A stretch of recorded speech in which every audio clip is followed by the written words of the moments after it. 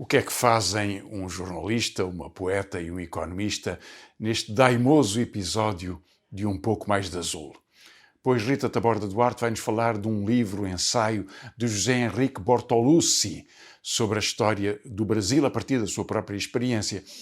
Fernando Alves vai-nos mostrar a distância tão grande que existe entre Miguel Torga e Ricardo Leão, o polémico autarca de Loures. E eu dedicar-me-ei ao resultado das eleições presidenciais nos Estados Unidos e também ao conflito nas periferias de Lisboa.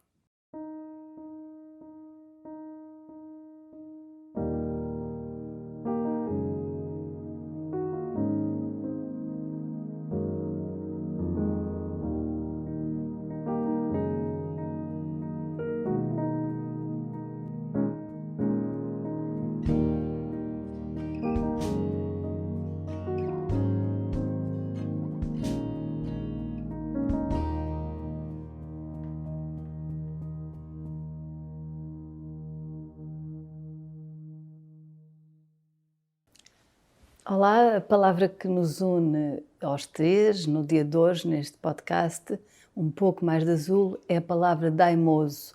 Uma palavra que, se posta a uso, poderia trazer, e é o que se quer, um pouco mais de azul a este mundo que cada vez mais parece insistir em arrancar os alicerces do humano no turbilhão da enxurrada. O assassinato de Oair, a banalização da guerra, com contagem de mortes e feridos, como quem assume o desapego pelas coisas abstratas, a trumpização da vida e do discurso e do mundo, a ruindade da extrema-direita roendo e calcando onde se sinta mole, também a impotência face às catástrofes naturais e à sua violência.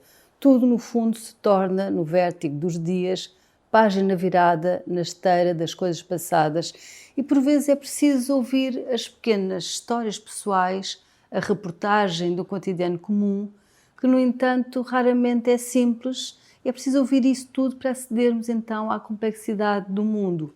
É com essa consciência que vos trago hoje um livro de não-ficção literária intitulado O que é Meu, e é o livro de estreia do escritor e sociólogo brasileiro José Henrique Bortolussi, assim com O, nascido em 1984. É um livro em que o autor recupera a vida do pai, um camionista que percorreu as estradas do Brasil durante 50 anos. O mundo parece exigir-nos, a cada momento, um contraponto. No fundo, um modo mais daimoso de ser, em que a generosidade, a atenção, a delicadeza afável como forma de dar e de se dar, se sobreponha à aridez indefinida que a realidade nos aponta. Eu já o tenho dito aqui várias vezes, até neste podcast, a ficção, a literatura, a arte pode ser um modo mais seguro e inteiro, generoso, daimoso também porque exige delicadeza, a delicadeza cedida pelo tempo, mas pode ser então um modo mais arguto, a literatura, afinal, de nos mostrar o mundo. Essencial para fintarmos esta época em que as notícias irrompem em forma de cometa, como se fosse assim um clarão que enche o olho e logo se apaga para se passar em atropelo à notícia seguinte. Sempre tive poucas dúvidas, também já o disse, de que a ficção nos empresta instrumentos mais apurados para olhar o real, ou esse real que dificilmente conseguiríamos ver se o enfrentássemos de chapa de frente. Há um livro de James Hood intitulado A Coisa Mais Próxima da Vida, aliás, acabado de editar em português pela editora Ziggurat. Este livro de James Hood fala-nos disso mesmo, da ficção não como um espelho, aliás, de espelhos é aquilo de que nós precisamos menos, da ficção então não como um espelho, mas como uma espécie de microscópio atento que revela a vida para além da superfície. Aliás, não por acaso, a epígrafe a este ensaio de Hood é de George Eliot e não por acaso esta epígrafe possa constituir o certeiro diapasão porque afina o ensaio todo. E diz-nos assim: a arte é a coisa mais próxima da vida, é um modo de ampliar a experiência e de estender o contato com o próximo para além dos limites do nosso espaço pessoal. Mas, como vos disse, não é do ensaio de James Wood que vos quero falar hoje, mas de um outro livro, O que é meu, de José Henrique Bortolucci. Um livro, repito, de não ficção literária e também por isso daimoso, por se revelar, sim, através de um muito subtil trabalho de linguagem e de discurso. O autor acaba por nos revelar e mostrar um pouco de si, da sua relação com a família, a sua relação com o seu pai, mas também com a sociedade brasileira, com as suas leituras e as suas experiências. No fundo, O que é meu socorre-se de discursos diversos, diferentes, para dar conta do puzzle de todas as histórias, com minúscula, que fazem parte da história com maiúscula, ou se quisermos, mostrando que essa tal história com maiúscula é feita sim das pequenas histórias. E talvez seja a ambiguidade em que mergulha que o faça chegar tão longe no modo daimoso com que nos toca a fundo.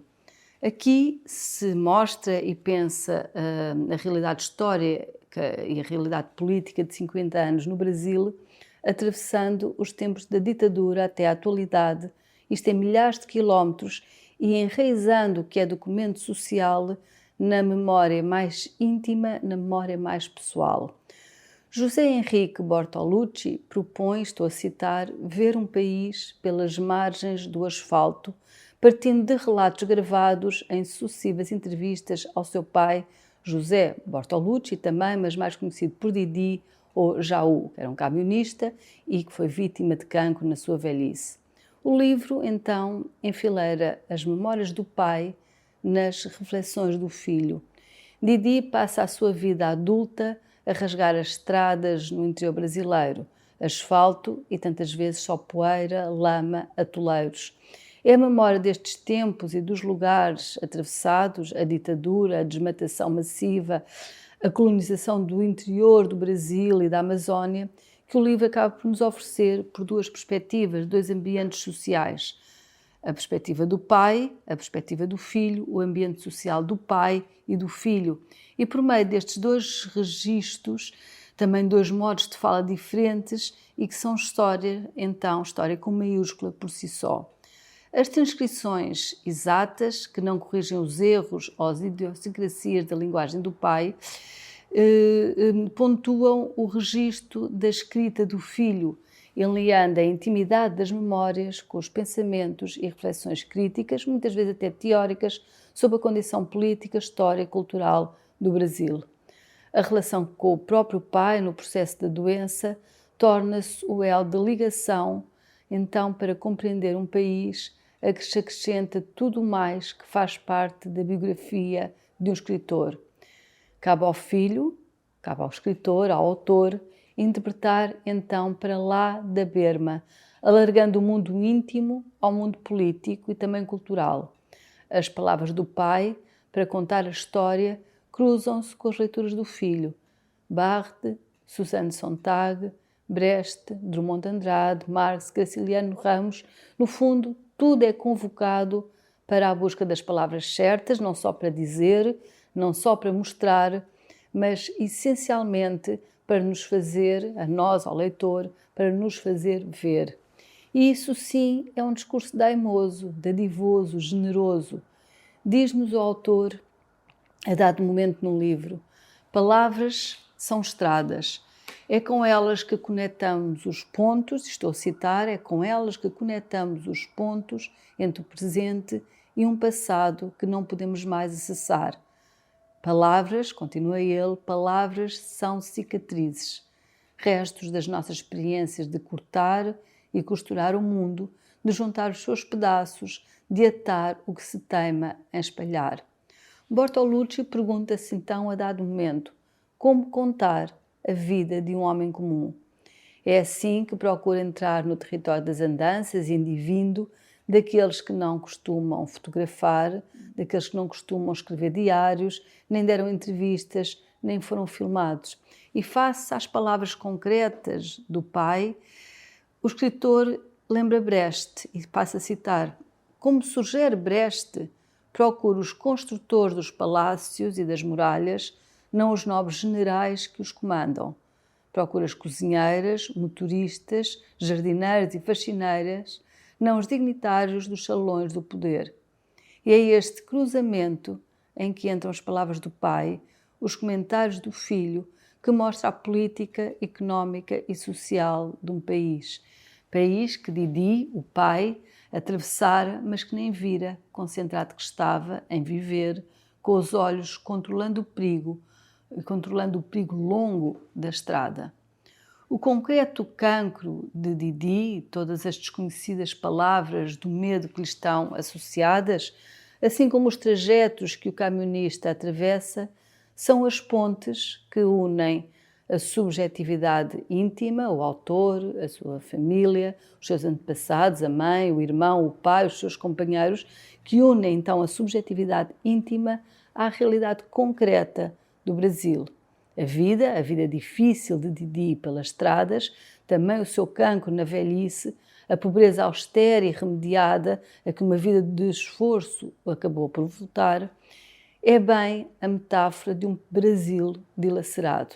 Explica-se no livro que as estradas rodoviárias atravessaram territórios de uma trintena de povos indígenas que foram dizimados num genocídio sem igual, numa ocupação cruel do território em nome do progresso e de um Brasil grande propagandeado então pela ditadura. Cancro e estrada são a condição íntima, pessoal de um homem, mas também os símbolos de um país e um prisma para olharmos a realidade da parte ao todo. Uma estrada, uma rodovia, uma estrada é um instrumento de guerra. Também o cancro segue, diz-nos o autor, e cito, também o cancro segue uma lógica colonial. Ocupa territórios que não são dele. Para falar de câncer, procuramos palavras como crescimento, expansão, colonização, metáforas espaciais de uma doença que é a verdadeira epopeia da ocupação do território. A generosidade, o ato daimoso de José Henrique Bortolucci ao oferecer este livro, esta memória ao leitor que o lê, não resulta do facto de este se fundar na verdade concreta, não ficcional, da vida do seu pai. Aliás, toda a memória, afinal, é uma ficção. Mas resulta, sim, desta capacidade de transformar uma memória e sentimentos íntimos e pessoais numa compreensão mais lata, mais profunda da sociedade, da política, dos espaços e dos tempos que atravessam essa palavra tão abstrata que dá pelo nome de realidade. A certa altura, no livro, surge a frase que lhe empresta o título, palavras que são transcritas diretamente da boca do pai. E o pai diz, o que é meu é tudo aquilo que eu guardei na memória e que posso contar. Mas é a capacidade literária de José Henrique Bortolucci, nessa expansão da língua que só a literatura possibilita, que consegue, com mestria, com extrema mestria, transformar, na verdade, em nosso tudo aquilo que antes era só seu.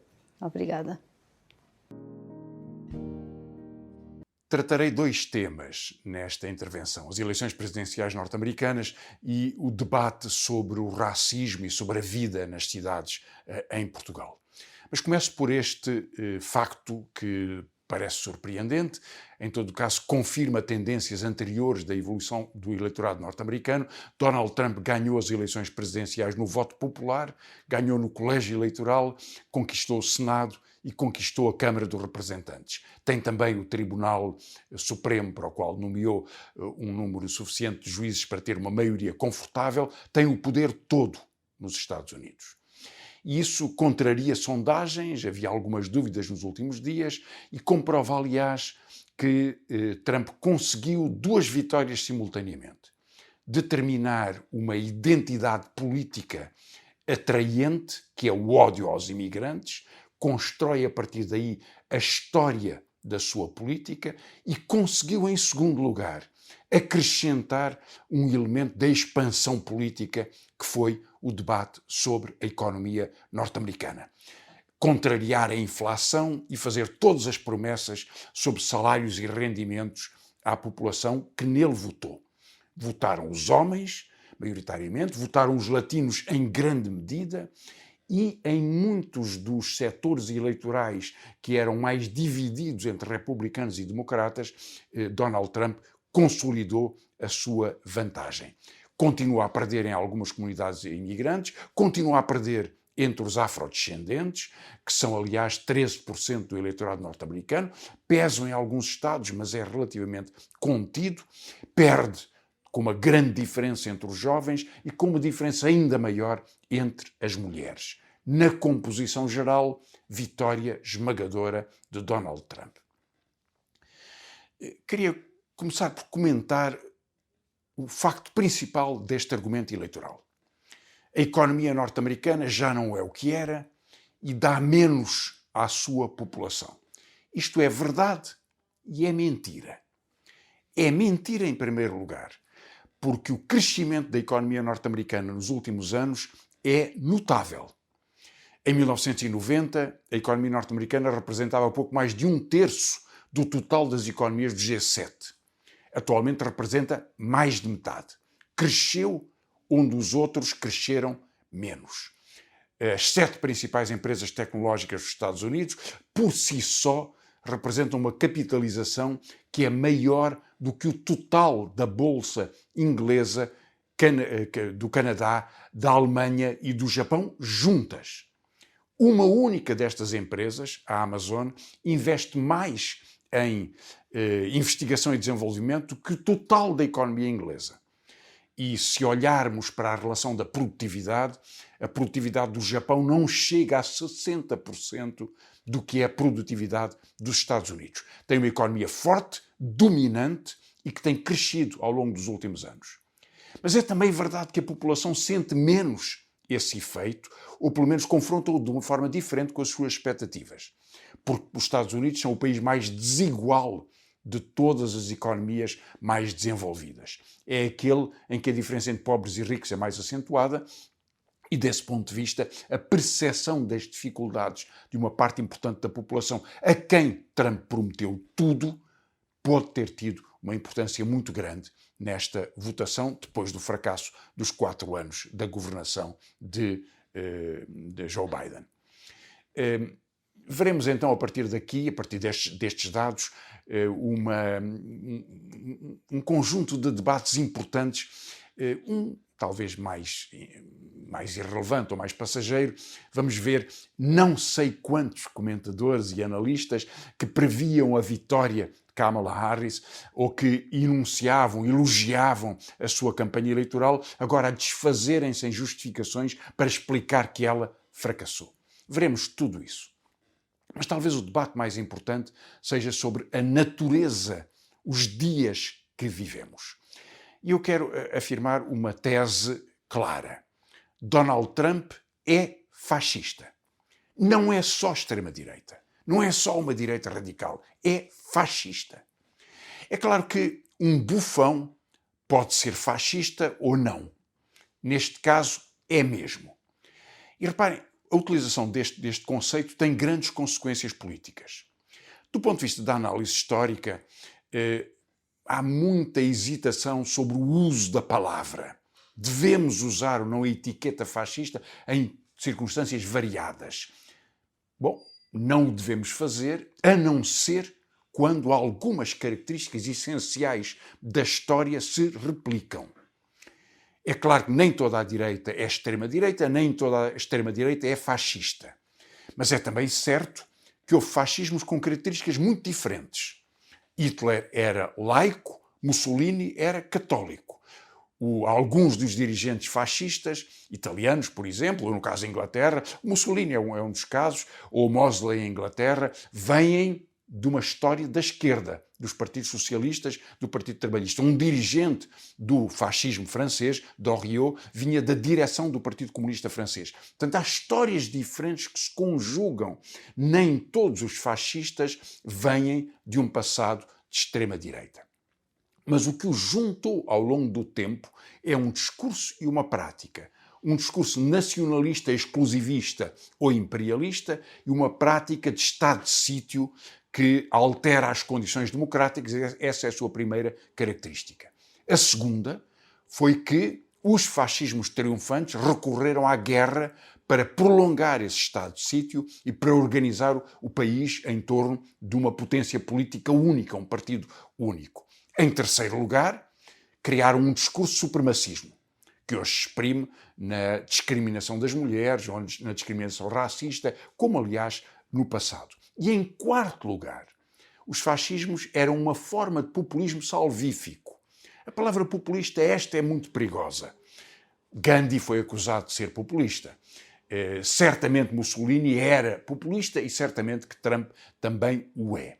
Mas eu quero usá-lo no sentido muito estrito do termo, que se associa ao fascismo. O populismo é o fascismo realmente aplicado, porque essa forma de enunciação do poder político descreve uma relação entre o líder e a sua massa de apoiantes fanatizada que lhe permite tudo e que retira a intermediação das formas da democracia, dos tribunais, dos partidos, dos parlamentos, etc. Não nos surpreenderá, aliás, que o Chega em Portugal procure destroçar a vida parlamentar através do levantamento permanente e do conflito que torna impossível haver uma discussão ou uma conversa política. Faz parte deste conteúdo. Portanto, Trump é fascista porque pretende uma política que substitui a democracia pelo estado de sítio e pela restrição da vida pública, porque enuncia a guerra como uma forma de o concretizar, porque se baseia num supremacismo racista ou contra as mulheres e contra outros setores da população, e porque se apresenta como um populista na relação direta com uma população cujo poder eleitoral é desvanecido neste contexto. Que o individualismo tenha permitido esta expressão, ou que a agressividade política permanente tenha deslocado o eixo da política para a direita e para a extrema-direita, é muito evidente.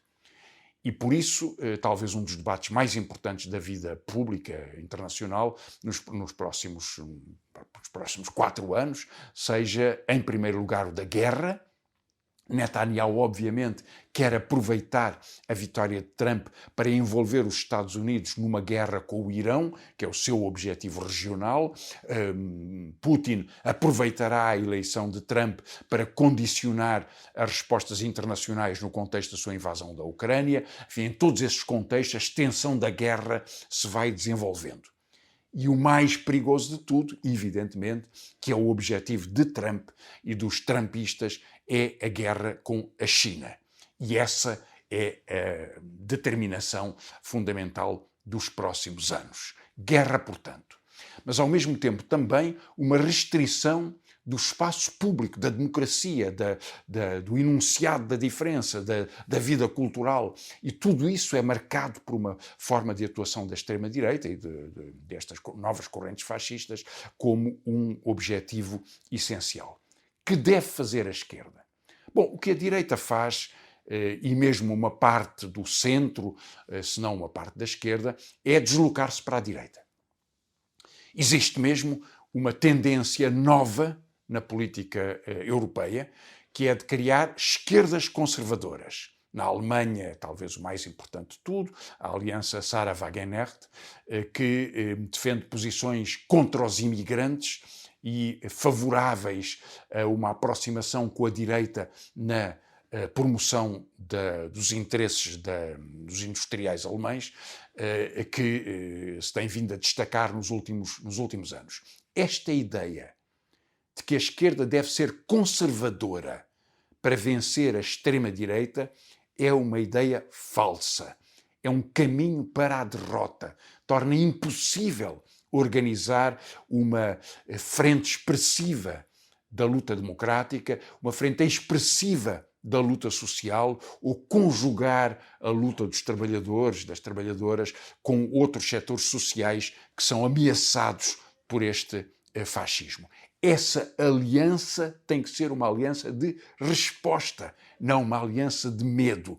uma esquerda que recua e que passa a adotar a terminologia ou as propostas da direita ou da extrema-direita, é parte da direita e é, portanto, um perigo para a luta democrática. Concluo agora com duas notas sobre Portugal, que aliás vem na sequência imediata desta transformação da política com a deslocação do seu eixo para a direita e para a extrema-direita. Primeiro, um comentário sobre a morte de Odair Muniz. A resposta a esta morte, Odair Muniz foi morto por um polícia depois de uma infração de trânsito. Há uma investigação em curso sobre isso que já nos esclareceu que algumas das afirmações da PSP na sequência deste acontecimento eram falsas. O Odair Muniz não tinha, ou não exibiu, ou não ameaçou os polícias com uma faca e foi morto desarmado. Esta informação foi desmentida e isso provocou, e o contexto deste acontecimento provocou uma grande emoção entre os seus familiares, amigos, no bairro onde vivia e no conjunto da população portuguesa. Houve uma tentativa de enfrentar este protesto democrático com o argumento da equivalência entre a morte de Odair Muniz e os protestos que ocorreram depois e que, aliás, foram prejudiciais para a população, destruíram bens da população do bairro que o acarinhava.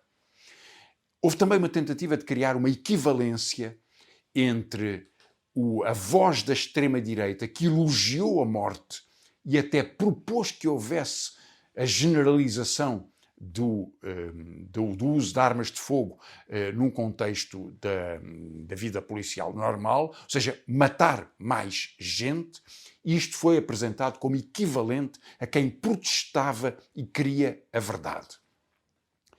Trata-se de um aproveitamento político que exprime um pouco como a política portuguesa se tem deslocado para a direita e para a extrema-direita, e nem refiro a algumas figuras do bas-fond da direita ou da extrema-direita, como Maria João Marques, que foram exaltantes neste argumento, mas chama a atenção para que o jornal Expresso elogiou a posição de Ricardo Leão, o autarca de Loures, que na sequência destes acontecimentos veio reforçar a sua votação ao lado do Chega para dizer que quem provocasse tumultos devia ter como pena acessória a expulsão da sua família de uma casa de habitação social, se esse fosse o caso. Este elogio é perturbante. Aliás, isto provocou um grande debate no Partido Socialista, com uma intervenção surpreendente de António Costa e de dois outros ex-dirigentes do Partido Socialista, que condenou estas declarações com um argumento jurídico que Isabel Moreira e outros deputados e deputadas já tinham utilizado e que é muito evidente. Não é possível, do ponto de vista constitucional, ter penas por implicação ou ter penas por pertença familiar, ou não é possível, além disso, a uma Câmara Municipal decretar penas que são exclusivo poder judicial. Portanto, toda a declaração de Ricardo Leão, do autarca socialista de Loures, é uma abominação. Que o Chega o tenha querido fazer é natural, faz parte da sua lógica. O imigrante ou o pobre é suspeito e a punição, seja ela legal ou ilegal, é uma forma de enunciado político. Que no Partido Socialista haja quem o diga, e aliás várias outras vozes vieram apoiá-lo, já é surpreendente. Surpreendente foi também que o secretário-geral do Partido Socialista tomasse uma atitude de desculpabilização. E foi sobre ela que atuou António Costa, evidentemente também com um ajuste de contas contra Pedro Nuno Santos. Mas na substância não há nada a dizer. Tem razão quem afirma que esta posição é uma degradação, é um abandono de posições históricas do Partido Socialista ou da esquerda portuguesa e, portanto, que não é aceitável em nenhuma circunstância. Que, neste contexto, surja sempre, como vai surgir depois da vitória de Trump, o argumento de que a trumpização da política ou a fascistização de uma parte importante da direita exige que a democracia fale e que os moderados tomem posição é certamente razoável. Mas vejamos bem o que é que nos diz o moderado Ricardo Leão. Diz chega. Diz chega. Junta-se ao Chega. O que é que nos dizem os moderados que lideram os principais órgãos de comunicação social em Portugal e, em particular, as televisões? Ficam entusiasmados com a exuberância de um Pedro Pinto ou de um outro qualquer que peça a morte destas pessoas, ou o seu castigo, ou a sua perseguição, ou o ódio contra eles. O espetáculo do ódio é convidado para a televisão, como é repetido o convite a Pedro Pinto. Pedro Pinto tornou-se o líder parlamentar do Chega, que pediu que a polícia disparasse mais vezes para matar mais pessoas, tornou-se um herói do espetáculo televisivo que vai sendo organizado neste contexto. E esta busca do espetáculo, esta busca do efeito fácil, é uma forma de conspurcar o espaço público e de reduzir a sua própria pluralidade e a defesa da democracia como uma forma de responsabilidade. Portanto, talvez seja bom que neste contexto da vitória de Trump, do crescimento da extrema-direita em Portugal e na Europa e de um acontecimento como a morte de Odair Muniz ou do debate sobre a Câmara de Loures, talvez seja preferível que o bom senso democrático se possa afirmar contra esta corrida para o abismo. A semana passada decidi reler ao vagaroso ritmo de um por dia os 14 contos de Os Bichos, de Miguel Torga. E logo no primeiro, aquele que nos revela os últimos dias de vida de Nero, o cão ao qual nada mais restava sobre a terra senão morrer calmo e digno, uma palavra me prendeu à trela. No conto de Torga, Nero mostrava-se resignado com a triste cova que lhe seria aberta debaixo da figueira lampa. Ao menos, nos tempos dos figos, ali viria a patroa velha sentar-se pela fresca a consolar a barriga. Gostava de figos, a velhota. Nero gostava mais da filha da velha, que o afagava e o consentia ao lume. O velho tinha dias.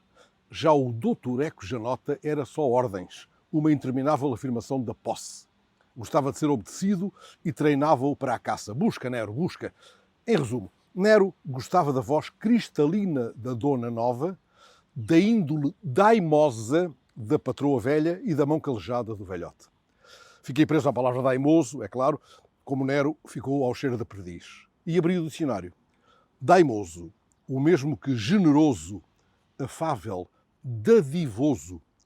Daimoso é o atributo que Ricardo Leão não esbanjou numa recente saída de sendeiro, que mereceu, aliás, a justa indignação de camaradas de partido como Elsa Paes. A estrutura das mulheres socialistas lembrou a propósito que a praga do populismo se infiltra em todo o lado. E, aliás, esta semana, no artigo de opinião de página inteira no Público, António Costa, José Leitão, Pedro Sousa Pereira voltaram ao tema defendendo a honra ferida do PS. Nesse interim, vultos mais ou menos opacos da Rosa Desmaiada firmaram arrebatados likes nas redes de Leão, enquanto Pedro Nuno guardou, até onde pôde, de Conrado, o imprudente silêncio.